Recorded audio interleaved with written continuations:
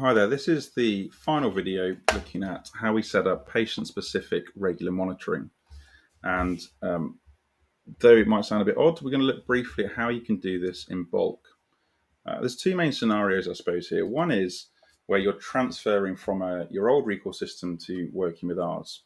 So it might be you've got a spreadsheet, it might be that you've got your own clinical report, or you've got recall set up for, say, patients who need 6 monthly PSA monitoring. This report is not going to trigger or find those patients. All it's here to do really is to show you what codes that you would bulk add to configure 6 monthly PSA monitoring. So you would identify your patients in whichever way you need, add those codes in bulk. If you want to add a reason for the monitoring, you'd add that code at the same time and put the reason in the note. So that can be a much more quick and efficient way of bulk adding, say, PSA monitoring rather than having to do it patient by patient. The other scenario is for monitoring that you might have an enhanced service for, or your practice might want to do, but we're not doing currently in our system.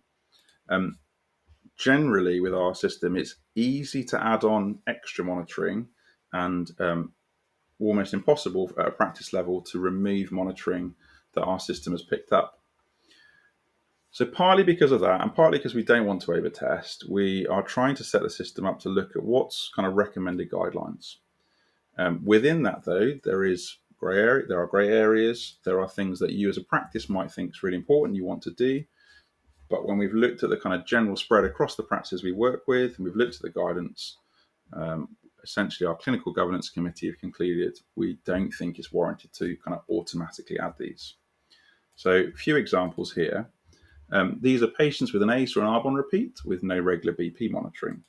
So if they've got, say, hypertension or CKD, they'd have regular BP monitoring in place.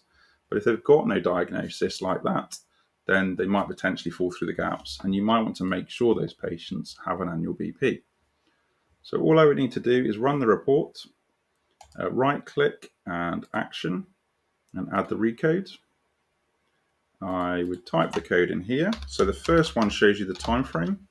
Patient comes yearly. I would click OK. I'm not going to do that now because I'm not actually wanting to put this in place.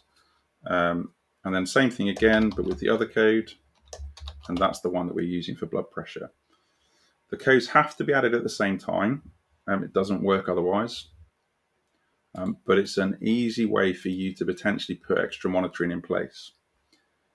If you want to really make sure that that's always in place, what we would suggest is setting up a batch report that regularly looks at these patients and will then find, say, any new patients on those medications without regular BP monitoring or whatever it might be.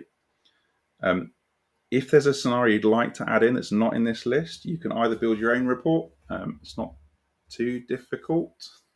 Mind you, I do reports all day, every day, so I'm probably not the best judge of that.